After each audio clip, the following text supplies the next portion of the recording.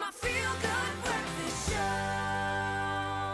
This is your Feel Good Breakfast Show, Expresso. Thanks so much for joining us on this Monday morning, and we're bringing you some news and some positive, uplifting advice. It is World Environmental Health Day, and we are celebrating and creating awareness on obesity in children, and hopefully giving some advice to parents.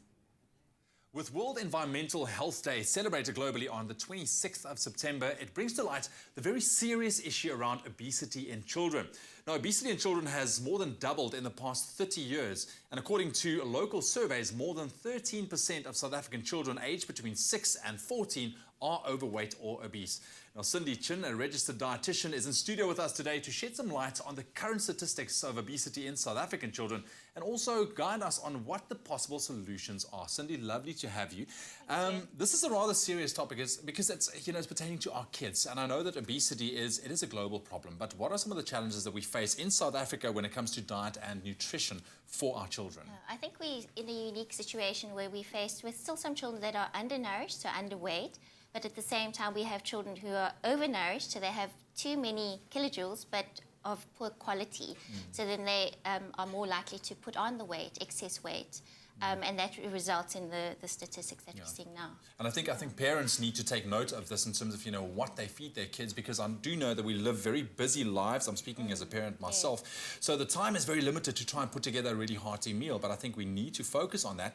What are some of the statistics at the moment? Why do you see this phenomenon of so many obese children nowadays? So you mentioned the stats in South Africa, and that was a 2012 survey that was done. And I think in the 3 years we've probably seen an increase in that, which is unfortunate. And if you compare it to the global average, the obesity stats globally are 10%, so we really are above average. And I think we're faced with some unique challenges just with the setup of lifestyle, but other things that promote obesity would probably be sedentary activities. Children it's easy to opt to watch TV or to play computer games and that sort of thing. And also for safety issues, parents don't want their kids to go roaming around the streets riding their bikes, unfortunately. There's also the environment where our children are exposed to those sort of foods more frequently, like high energy dense, high sugar, high fat products. Now taking a look at all of these challenges that we face, we have the safety, we have social media, lack of space, whatever the reasons may be. But what would you say are some of the solutions to try and get that number down? I mean, it's specifically taking a look at quality foods. I think the first thing is for parents and caregivers to realise that they can play a very important role in role modelling and providing those foods. So firstly, if you demonstrate a healthy attitude towards eating and you teach that to your children when they're young, it can go a long way to the children being healthy adults. So set the example, basically. Set the example. So if you don't eat your Brussels sprouts, don't expect your kid to eat the Brussels sprouts either. Eat your Brussels sprouts with a smile. So that's the one thing. And then also providing the right foods. And often, as you mentioned, we are all under time pressures to provide foods that are made from scratch. But to choose foods that, if they are convenient, to at least choose foods that are less processed and more nutrient dense. So opt for foods that are less fatty or high in salt or high in added sugars, and opt more for fresh fruits and vegetables.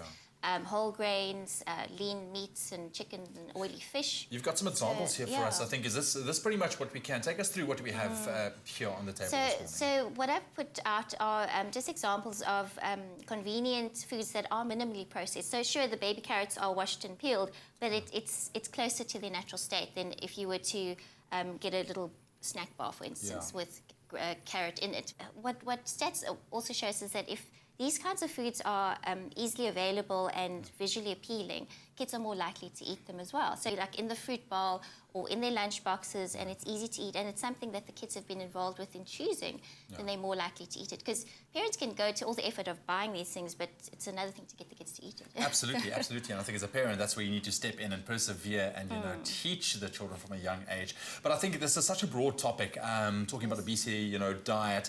As a dietitian yourself, what is the one message that you can put out there to parents to combat this issue of obesity in our children?